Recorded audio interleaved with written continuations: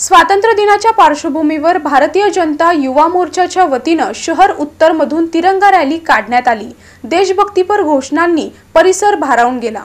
शहर उत्तर विधानसभा मतदारसंघातील कन्ना चौक ते छत्रपती शिवाजी महाराज चौक दरम्यान भाजपा युवा मोर्चाच्या नेतृत्वाखाली तिरंगा बाईक रॅली काढण्यात आली। सोलापूर जिल्ह्याचे माजी पालकमंत्री तथा आमदार विजयकुमार देशमुख यांनी या रॅलीला हिरवा झेंडा दाखवून दुचाकीचं स्वतः सारथ्य करत रॅलीमध्ये सहभाग नोंदवला। या रॅलीच्या माध्यमातून देशामध्ये एकात्मतेची भावना टिकून राहावी असा संदेश नागरिकांपर्यंत पोहोचवण्याचा मुख्य उद्देश आहे, अशी भावना आमदार विजयकुमार देशमुख यांनी यावेळी व्यक्त केली। या रॅलीच्या माध्यमातून नागरिकांना देशाप्रती असलेल्या जबाबदारीचं महत्त्व कळून ते एकजूट दाखवतील अशी अपेक्षा भाजपचे शहराध्यक्ष नरेंद्र काळे यांनी व्यक्त केली।